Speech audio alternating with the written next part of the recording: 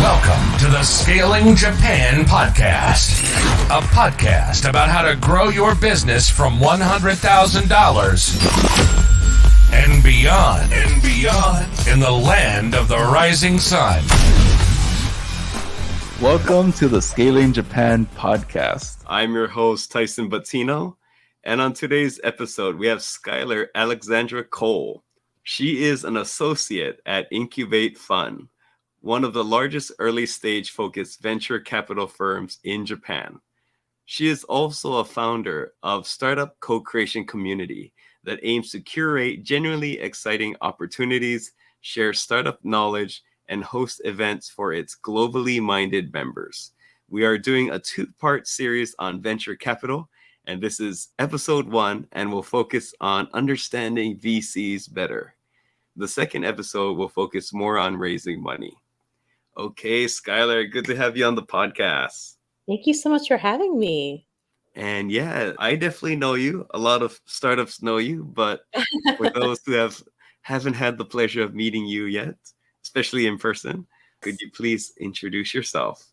I'm Schyler. I'm originally from the U.S. I was born and raised in Memphis, Tennessee, and came to Japan about 3.5 years ago. After graduating from Stanford for undergrad, I got some funding and founded a food and health related social enterprise that was really dedicated to creating a marketplace for socially and culturally competent food and health resources. I have experience in the U.S. and Japan working at startups, think tank, and venture capital firms. In the U.S., I worked for the family office of a serial entrepreneur, a deep tech startup, and a food procurement startup. In Japan, I earned my master's of public policy at the University of Tokyo, where I primarily looked at innovative funding strategies for diverse SMEs and startups. And then I joined Incubate Fund, where I am now. And at Incubate, I lead our global fund strategy, and I'm always on the lookout for exciting pre-seed and seed-stage companies across industries. So that is a very impressive background, especially doing research that in your post-bachelor studies at, or I think was it your master's studies at University of Tokyo? Master's, exactly. And it wasn't that made me choose you as the guest. Actually, one of the reasons I really wanted to get you on the podcast is I feel that you're actually one of the few VCs who I meet that I kind of like, wow, this person's very long-term. And what I mean by long-term is everyone only has good things to say. And like, even if things don't work out, like you don't invest, everyone always has a positive impression, just the way you interact with people. And so like, I would say that you're one of the few long-term VCs. Wow, I'm so honored to hear that. I so appreciate that. And that's something I really aim to do, is whether or not I can invest directly or provide an immediate support, I want to build great relationships so that at any point in the future, when there is an opportunity to support further, it's possible. So I really appreciate you saying that. I think the two people that stand out, like you have stood out to me, and also I think, not sure if you've met Sabrina from Monozukuri. No, but I know of Sabrina. Oh yeah, I have really positive things to say about the both of you. Oh, thank you so much. But I'm pretty sure everyone doesn't want to hear just praises. But I did want to get that out. I do like to celebrate people who I think deserve celebration. That means so much, especially coming from you, Tyson, because you're so active and supportive and such an incredible person in this ecosystem. So that means doubly as much. So thank you. My pleasure. And so, so for this episode, I've met a lot of startup founders, and I think there's a lot of confusion about everyone's like, I want to raise money, but kind of the first question that comes to me is like, but do you actually understand VCs? The money question comes before understand the VC question. So I'd like to help a lot of the startups out there. So when they actually reach out to VCs, they can actually make a much better first impression. Definitely. I think that's so important, because I think as a founder, as a founding team, you're so focused on what you're building and excited about what you're doing that I think it can sometimes be hard to understand exactly who you're talking to, or kind of step into the shoes or the perspective of the VC. So I'm really happy to be sharing about this. I'm glad you also meant the counterpoint that you have so many things to work on. It's like, oh, something new. But, it's very helpful to reach your goals. So definitely something that should be on founders' minds. So I'll say there's a lot of confusion on, the stages of startups, and more importantly, what is a venture backable company? My first question is, what does early stage really mean for a startup? Right. So, while this may seem like a basic term, the ways defined and perceived can vary. For me, I typically consider early stage to be anything up to a Series A financing round. You have a product, a stable business operations, and hopefully generating revenue. However, you will see another common definition was basically to define pre-seed and seed kind of in its own category, and then to consider Series A, B as early stage. I think that's a little less common, so I think it's safe to say kind of up until Series A is early stage. And I think sometimes for like seed or pre-seed, they'll just stick a very, right? Like a very early stage. Yes, continue to qualify it a little bit more. Just to set the context, though, what is the difference between pre-seed, seed, and Series A? Typically, at a pre seed, you have an idea. You may not have any product, but you have some conviction that you should pursue it. When you're looking for kind of a pre seed funding round, you're really looking to build your MVP, except that you may not have one. Once you get to seed stage, you're more looking at you have an MVP, even if it's still could be a little shaky. But at that point, you have something you can work with and you want to continue iterating and seeking kind of product market fit. Then for Series A, you have a stable business model, you've found product market fit, and you're looking to really grow from there. Excellent. I think that was a very nice way of summarizing it. What types of business models do venture capital firms invest in? I'd love to break that down first, kind of generally, and then I can talk a little bit about what we look at IF. A common term used to describe the types of companies and business models that VCs invest in is venture backable. That basically means that a team or a company has a scalable solution to a problem that can generate exponential or outsized returns. Embedded in that is the ability to grow fast and be defensible, meaning that the idea or business can't be easily duplicated. Is that VCs are in part driven by the incentive to at least return their fund or better get some multiple of their fund. Of course, VCs have different investment strategies and different goals, whether that's investing in diverse founders or in certain areas or geographies. But what's similar across VCs is this desire to return their fund. So let's say you are a firm, you have $100 million fund, I'll say dollars, and say later the company you invested in is worth $3 billion. You own 10%, you've gotten a 300 million return, and that's 3 times your fund size. So you've hit a home run, and that's a great investment. And what, I guess, more concretely does it mean to kind of be on the trajectory to have that type of return?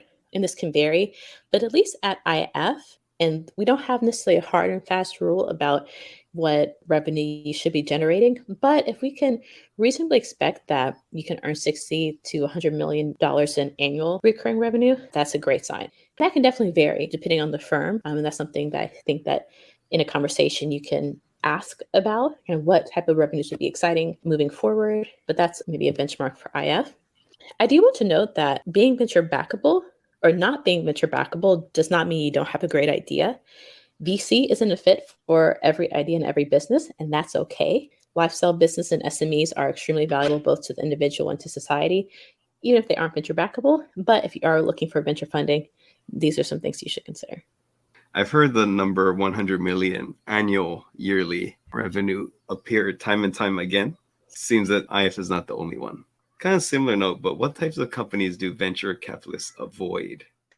Some VCs may avoid certain industries such as vice industries, alcohol, drugs, gambling, industries that they don't have particular expertise or ability to support. This could be, frontier tech or deep tech if you're typically investing in kind of SaaS solutions. And just businesses that don't align with their thesis. I think in pursuing funding, in venture funding, it's so important to find firms that are aligned with your goals as a founder in your industry. And you could have a great idea, but if you don't connect with the right kind of firm, then it's likely a no-go.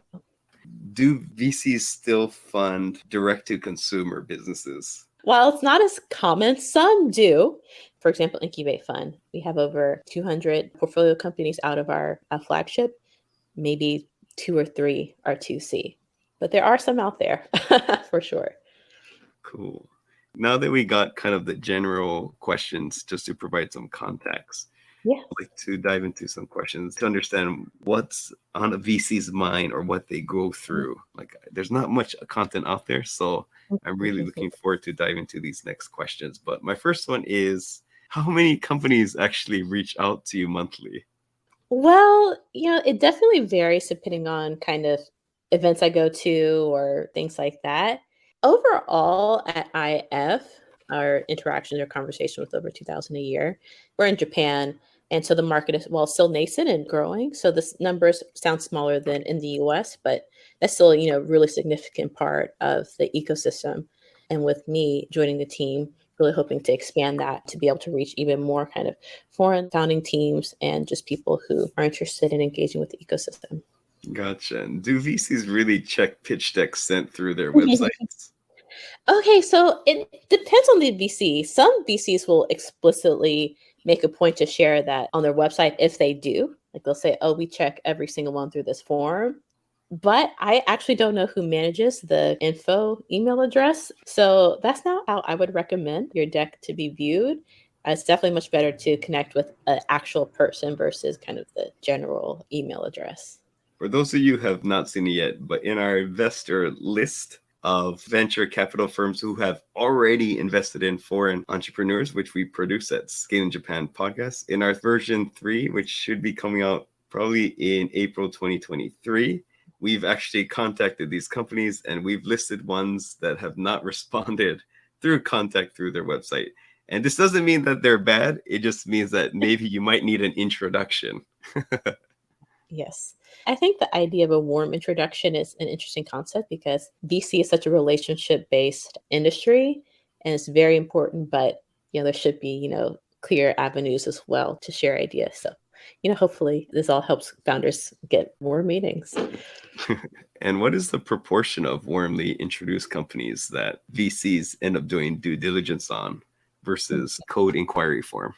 I don't know the exact percentage, but if you do have a warm introduction, I do think that supports getting eyes on your deck, more of a guarantee that someone's looking at it. But I will say that companies and founders that have reached out through, say, LinkedIn or kind of other platforms have gotten meetings and have gotten invested. It's not entirely uncommon. And I think what helps, and this is still reaching out to a person, so not necessarily a forum, but even if you don't necessarily have a warm introduction, really having a strong and I don't say approachable, but respectful message to whoever you're reaching out to, that can also go a long way. Because VCs, we are incentivized to want to connect with great ideas and find great ideas before someone else. So we're not entirely disincentivized to reach out or to respond, but really I think it's about your execution that can change your success in that way. And I've met tons of wonderful VCs, and every one of them, I've had to send up follow-up messages. Yes. And even to Yes. friends, don't take it personal. Exactly. Don't take it personally. I think that VCs do get a lot of messages, and that's definitely not an excuse. And I think what's hard about being a venture capitalist is saying no. Well, sometimes no can be easy, but if you want to say no, but you're not even 100% sure that it's a no, that's a really hard situation. And not now or maybe it's really the hardest response. And so if a VC doesn't have an exact immediate answer, then that can also prolong the time it takes to get a response, which you shouldn't take that personally, not at all. It's not a reflection of you as an individual. It's so many other variables, and that should not deter you from continuing to pursue your idea. Yes, I do hear a lot of founders complain about being ghosted or not receiving any responses, but do you have any other information that could help them understand why? I think one thing to remember that VCs are human too, and they're not perfect beings. And like I mentioned, it's hard to say no and potentially close a door to a potentially amazing opportunity, even if the VC doesn't see it in that moment. But that's still, not entirely an excuse. And it's important to be respectful of founders' time. I do think, though, that it's great to have a follow-up. So even if you don't get a response, I would absolutely send a follow-up. It's rare, I think, that if you have to follow up more than a few times that you'll get a response in kind of the immediate future. But if a VC doesn't respond after a couple months, revisit when you have a major update. That could be maybe 6 months down the line or longer. But I've definitely seen cases and heard of cases where nothing happened initially, but by continuing to remain respectful, sending substantive follow-up has led to an investment down the line. So definitely don't be afraid of a follow-up. I often see people try to email VCs that are higher up, like, they try to go straight for the partner Yeah. with the Yes. logic that they have more decision-making power. But does this actually make a difference? So the exact efficacy will vary by firm and kind of the hierarchical structure. In Japan, VCs do tend to have relatively smaller teams. I would say there aren't so many kind of divisions between the final decision makers. In the US, you can get stuck definitely with a more junior member that isn't really able to elevate your company to a more senior team member. But for my team, for example, I have a direct line of communication between myself and the partner I work for. Part of engaging in my sourcing involves being a filter and elevating the top companies or the companies I'm most excited about. But companies I introduce get discussed with the team. So you do have a direct line with me. Gotcha. That makes sense. So there's maybe just two layers as opposed to in the US where there might be three layers where you're speaking to the person who has to talk to their manager, and then that person talks to the partner, and let's say Right. more filters. So Yes. Yes. Exactly. Exactly. One of the common challenges I see with my consulting clients is not having any staff internally who can drive marketing strategy and execution to the next level. This really limits the growth trajectory of a company, especially for a leader like you that wants to go from 30 million to 500 million yen a year and does not have the time to spend years on learning through trial and error. To solve this problem, I'm launching a marketing agency that can help companies like yours to increase leads and closing rates through SEO, Google Maps, content marketing, and websites that convert. Head over to scalingyourcompany.com and book a free consultation. Let's talk about what your business needs are, where your current strategy is letting you down, and how we can help you see real results with the methods I've successfully implemented at multiple companies myself. Thank you. okay. And I guess sometimes another thing I've heard is if the VC is not interested in the startup, why does the VC keep mentioning to please keep us updated? Kind of like I mentioned earlier, the almost deals are the hardest. And I think part of thinking is maybe by the next round or by the next update, a VC can possibly gain more conviction around something they're unsure about. But it's definitely very frustrating on the part of the founder. It takes time, it takes effort to keep updated. But I do think, in the sake of relationship building, it's great to kind of keep communication lines open. Don't burn any bridges for sure. And I've heard this one many times actually.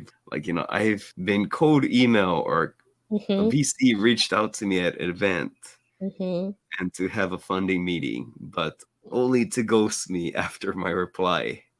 That's definitely a problem.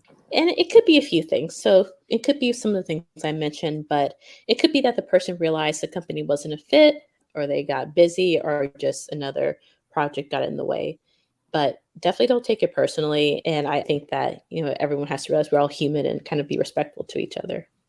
They're probably looking to make some final deals, but they made the final deals and they closed the fund. Yeah, so that's absolutely possible as well. One reason why VC can say no or not continue the conversation is because they just don't have any more capital deployed at that time. You will hear people say, well, if they wanted to invest, they would do anything they could to invest.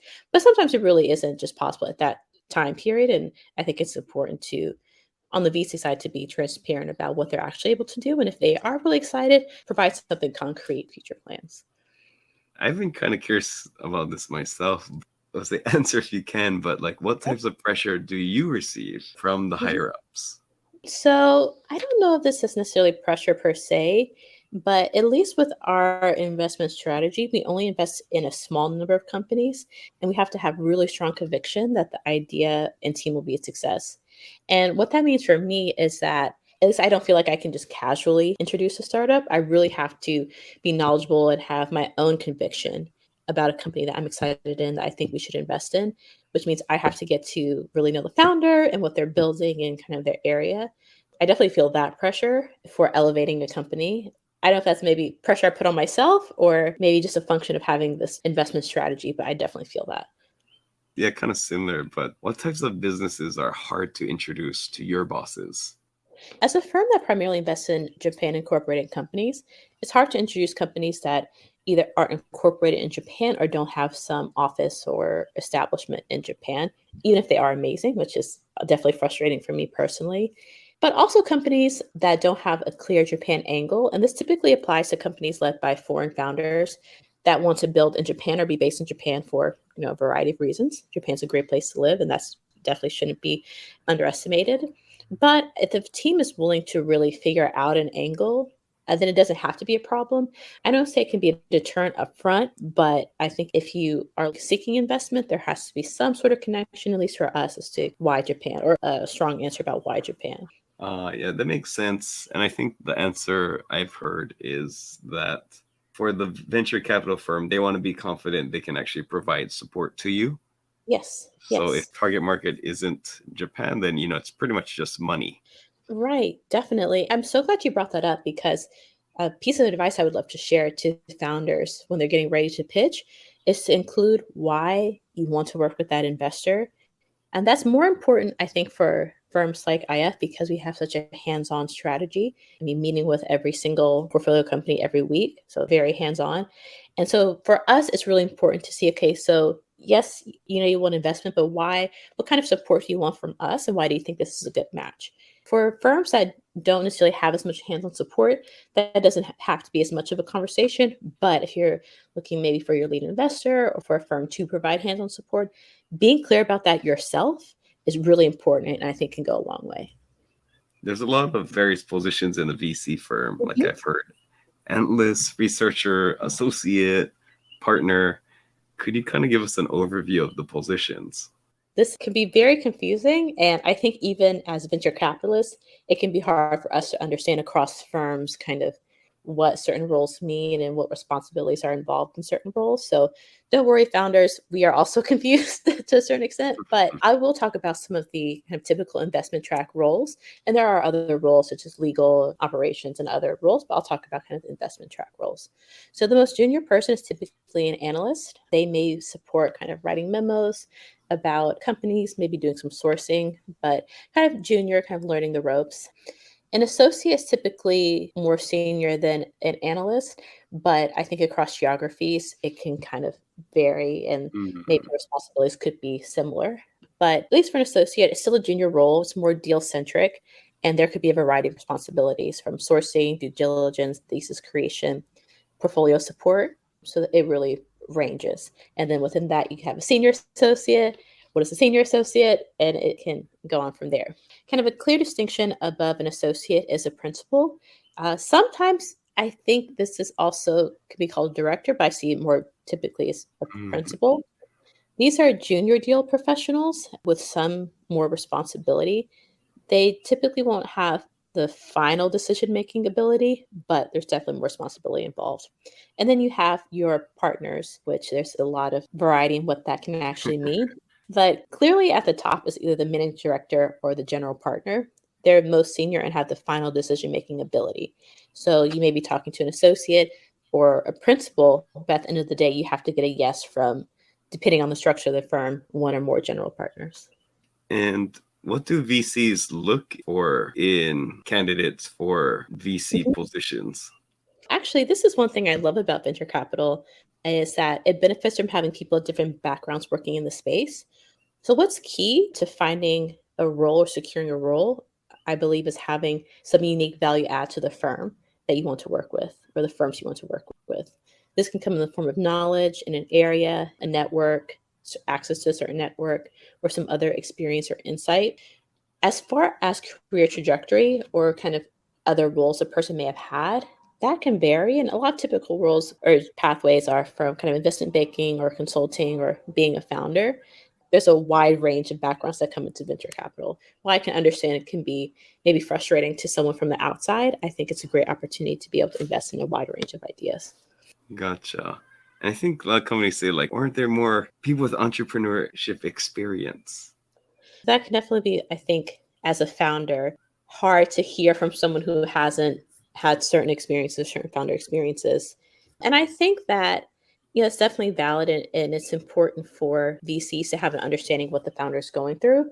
I don't think it's an absolute requirement to scale to a certain company. What I think is important and something that a VC can provide with various background experiences is an ability to have a wide view of what's happening in an industry or a particular space. Because the entrepreneur founder is focused so much on exactly what they're building that they aren't able to kind of have the capacity to see everything else. So that's something VCs can provide. And that experience and benefit can come from someone with a variety of backgrounds. I've talked to a lot of like experienced VCs as well, and even though they've not had entrepreneur experience, they obviously had pattern recognition. Pattern recognition is key. Pattern recognition to a certain extent, what contributes to being able to grow X or contribute to building a great team. It's great to have patterns recognition for that. So definitely that's a key component. Just kind of think of like my entrepreneurship friends. The Mm-hmm. ones that I know that are in VCs, typically they're the ones who have exited Mm-hmm. and they're kind of chilling. It's like, I'm fine with not making another startup full time. Yeah, And no, so that's definitely startups intense. the ones that didn't exit, they're trying to exit again. Yes.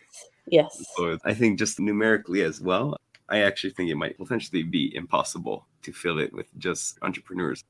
Yeah, I think it's important to have entrepreneurs making investment decisions. But I think too, there's a chance of kind of the bias of being a founder. And if you were in the trenches, you know how hard it is. But I think it sometimes helps to have a different perspective because we are all biased in some way, and that can cut our judgment. However, we happen to be biased. One bias I could think of is I really like the idea. And if I was executing, it would be a success. But Yes, yes, maybe yes. this team might actually not be the right team. Exactly. No, that's so crucial because you can see the potential in what you could contribute to something, but that's not always the reality, like you said. So that's crucial for sure. So yeah, it also seems like very few VCs have a research team. With that, like, what is their main source or process for, really understanding new technology, Mhm. market trends, and innovations in Japan? More often than not, it's up to the analysts, associates, and principals to really create theses and look into markets. Well, of course, more senior members bring in their knowledge and expertise as well. But kind of the really digging deep and doing the research will fall more to those roles I mentioned previously. Some firms will separate their team by verticals. So then Mm, you have clear distinction of who is delving into what. That varies by firm. gotcha. So some people might be working on hardware, maybe mobility, Yeah, marketplace. exactly. No, that makes perfect sense. Yes, I guess another one. It seems also seems that VCs, very few of them actually send out like publicly on their fund's performance. Mhm. How can startups really engage more effectively with them and really understand them when it's quite hard to understand their inner workings and performance? Venture capital is overall opaque by design. There are players that are really trying to push for more transparency, like we're doing now. After you finish listening to this podcast, definitely read Venture Deals by Brad Feld and Jason Mendelsohn. The tagline of the book is to be smarter than your lawyer and your venture capitalist. And that book will definitely help you along your path to do that and just empower you to really understand the VC perspective and to be strategic about how you engage with venture capitalists. And I think as far as better understanding their performance, it is really hard to get that information. But I think, like I mentioned before, building relationships and being willing to nurture those over time is very important. Would you say that book would also apply to Japan as well? Yeah. So while definitely the Japan ecosystem has its nuances and differences, the book is an incredible foundation for venture capital that definitely still applies to what you're building in Japan. Maybe some of the numbers and estimations are different at certain points, but I think this book is almost timeless and it's a solid primer for anyone looking to build. Gotcha. Let's say there's foreign founders in Japan. Mhm. Where can they actually get more assistance before actually reaching out to VCs?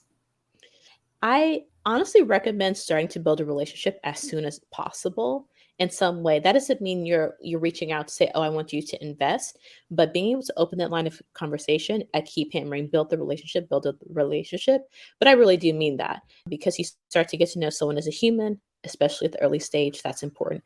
You get to know the VC gets to know you. But if you're looking for external resources, I would say if there are other founders you're able to talk to, kind of ideally founders that have gotten funding from firms that you want to work with, build those relationships as well and reach out to whatever local kind of organizations that can provide some pitch support or just some forms of advisorship. So definitely kind of engage with the local resources that you have as well. Can you tell us a little bit more about startup co-creation community? We are a community dedicated to creating and sharing genuinely exciting opportunities and knowledge for kind of the globally minded group of startup and startup related people in Japan. And what does globally minded mean? I think that's really our proxy for people who are open to kind of a more global perspective, working with diverse people, and being able to be, I guess, challenged and pushing, I guess, past some of the status quos that we experience in the ecosystem now. Working with us, we have clear channels to get support on your startup, get advice on your startup, share resources, not just related to venture capital funding, but through grants and other funding resources, pitch competitions, jobs. You can share jobs, all those things you can find in this community. And really, we aim to provide a safe space for founders, potential founders, and just any startup related people. Because, like I say, relationships are important, but trust is so important, and social capital is so important. So we really aim to connect people and build that social capital through multiple opportunities through the community. Would it apply to most stages, or do you think it would really help people like in the pre-seed or seed? Is there like a certain stage that you're focusing on helping?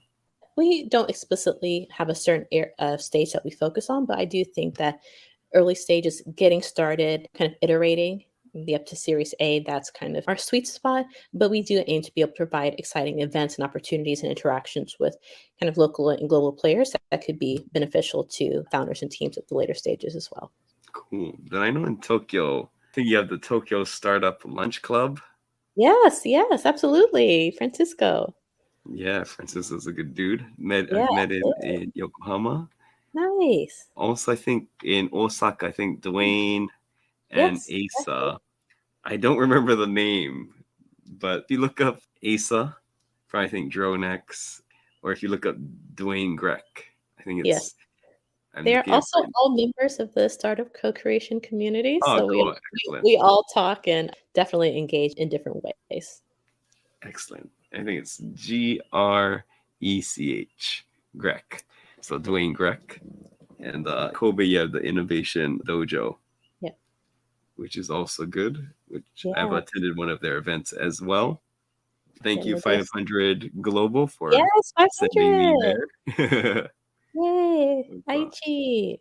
There's so many things happening. I mean, Tokyo's exciting, but there's so many things happening in other cities.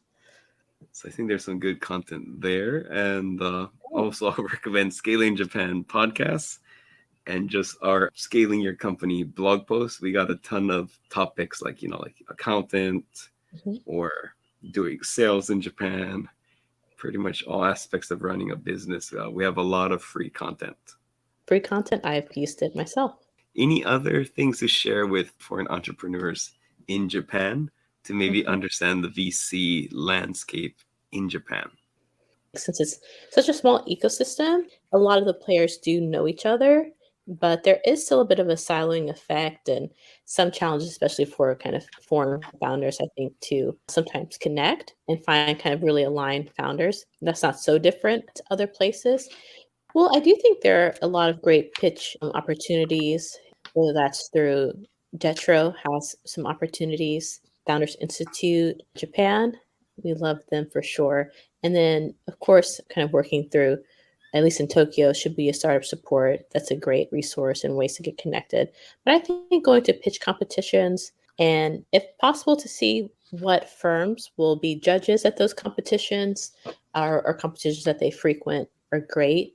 Doing some sort of event or being able to partner with the community, maybe start co-creation or some other great communities and kind of co-working spaces. I think that's a great opportunity to kind of have a publicly facing event so that you can bring a crowd and get your company seen.